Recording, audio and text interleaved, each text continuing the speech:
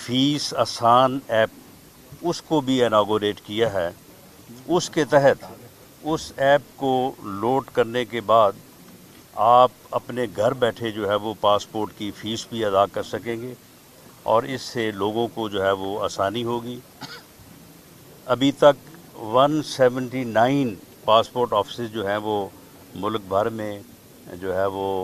आवाम को पासपोर्ट के हसूल की हैसियत जो है वो सहूलत जो है वो मुहैया कर रहे हैं। इसमें अनकरीब इन्हीं दिनों में जो अंडर प्रोसेस है, जो अप्रूवल मैंने दी है, तो 10 के करीब ऑफिस जो हैं वो मज़ीद जो है वो खोले जा रहे हैं और आहिस्ता आहिस्ता हमारी ये कोशिश है कि पाकिस्तान की हर तहसील में, हर बड़े कस्बे में जो है वो पासपोर्ट ऑफिस का एक ऑफिस या एक काउंटर जो है वो मौजूद हो, ताकि लोगों को पासपोर्ट के हसूल में आसानी हो और इस मकसद से उन्हें जो है वो दफ्तरों के चक्कर लगाने, वहाँ पे जाके लाइनों में लगने और वक्त ज़ाया करने जो है वो उनका वक्त जो है उसकी बचत हो। तो ये आज सहूलत जो है ये रावलपिंडी हाई कोर्ट बार को जो है वो आज मिल चुकी है और बाकी भी जो बड़ी बार्स हैं पूरे मुल्क में, तो उनमें भी हम बतदरीज जो है इंशाअल्लाह ताला इस सहूलत को जो है वो पहुँचाएँगे। राना साहब ये बताइएगा, आज आपका केस भी था कोर्ट में, एंटी करप्शन पंजाब ने बड़ा यू टर्न लिया है आपकी गिरफ्तारी से मुतल्लिक। दूसरा ये बताइएगा कि कल जो प्रेस कॉन्फ्रेंस हुई है फौजी अफसरान की जानिब से, उस पर इमरान खान ने कहा है कि अगर मैं इस प्रेस कॉन्फ्रेंस का जवाब दूं तो मुल्क का बड़ा नुकसान हो जाएगा। एक तरफ फौज कहती है कि वो सियासत में मुदाखलत नहीं करेगी, दूसरी तरफ फौजी अफसरान प्रेस कॉन्फ्रेंस कर रही हैं। देखें, पहली बात का जवाब तो ये है कि आज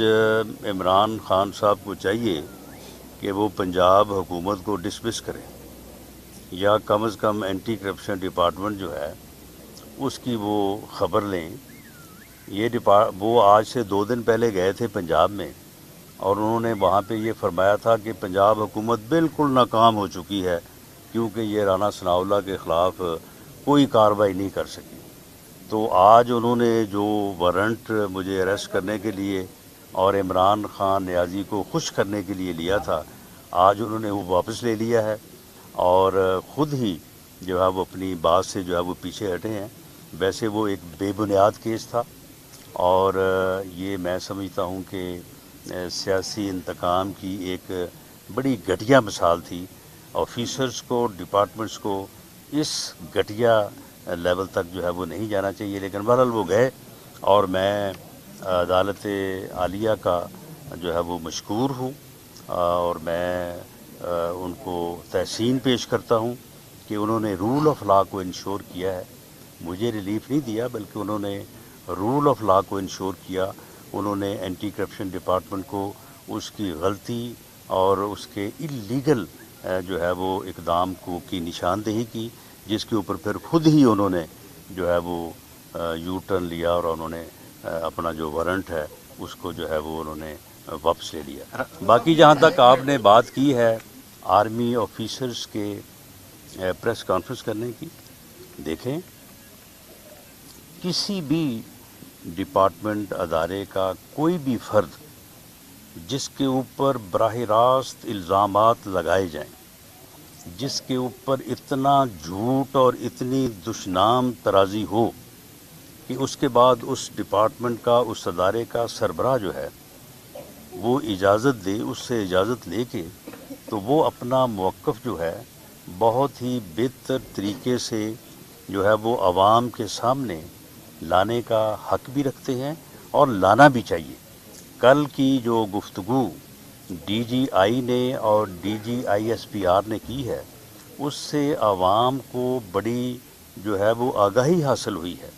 आवाम को एक ऐसा झूठा प्रोपेगेंडा, एक ऐसा घटिया प्रोपेगेंडा, एक ऐसा फ्रॉड जो कि हर वक्त जो है वो आवाम के जो है वो कानों में जो है वो दस्तखत दे रहा था, घोल घोल के खुद ही उनके यानी बकौल कि घोल के पिला दो, वो घोल के पिलाया जा रहा था। वो सारा झूठ, वो सारा फ्रॉड बयानियाँ और वो सारे इल्ज़ामात जो हैं वो कल आवाम की नज़र में जो है वो बिल्कुल रद्द हो गए और लोगों को सही मानों में پتہ چلا کہ حقیقت کیا ہے. میں سمجھتا ہوں کہ فوج کا ادارہ جو جس ادارے میں یہ شہید ہیں، غازی ہیں، ان کی فیملیز بھی ہیں. جب اس طرح کی آپ دشنام ترازی کرتے ہیں تو ان لوگوں کے اوپر کیا بیتتی ہے جنہوں نے اپنے پیارے کھو دیے، اور وہ پھر ان کی جو ہے وہ کیا حالت ہوتی ہے. تو ایسی صورتحال میں میں سمجھتا ہوں کہ ادارے نے نہ صرف کل ایک اچھا اقدام کیا ہے، بلکہ انہیں جب بھی ضرورت پڑے انہیں اس قسم کی آگاہی جو ہے عوام کو دیتے رہنا چاہیے. رانا صاحب آج عمران خان لانگ مارچ لے کے روانہ ہونے لگے ہیں، یہ بتائیں کہ دارالحکومت اسلام آباد میں انہیں جگہ دی جائے گی بیٹھنے کے لیے یا انہیں داخل ہی نہیں ہونے دیا جائے گا؟ ابھی تھوڑی دیر پہلے آپ نے باہر سے خطاب میں کہا کہ اپوزیشن اور حکومت کو ایک دوسرے کو برداشت کرنا چاہیے. کوئی بات چیت کریں گے یا راستے بند کریں گے؟ نہیں، دیکھیں، احتجاج اور اسلام آباد میں احتجاج سے متعلق سپریم کورٹ کا بھی ایک فیصلہ موجود ہے اور ایک اسلام آباد ہائی کورٹ کا فیصلہ جو چیف جسٹس عطل من اللہ صاحب کا تحریر کردہ ہے، اس میں تمام چیزیں جو ہے وہ طے ہو چکی ہیں. اگر اس طریقہ کار کے مطابق اور قانون کے مطابق پرامن احتجاج کے لیے وہ آئیں گے تو ہم وہ تمام ذمہ داریاں پوری کریں گے جو ذمہ داریاں عدالت نے ہمارے ذمہ لگائی ہیں. تو اور ان کو وہ جو مختص جگہ ہیں، جو متعین جگہ ہیں جہاں پہ عدالت نے جن کو مقرر کیا ہوا ہے، وہاں پہ ان کو پوری سیکورٹی بھی دیں گے اور ان کو جو ہے وہ وہاں پہ احتجاج کا جو ہے وہ موقع دیں گے. لیکن اگر وہ چڑھائی کرنے آ رہے ہیں، اگر وہ اسلام آباد پہ چڑھ دوڑنے کے لیے آ رہے ہیں، تو پھر یہ بات وہ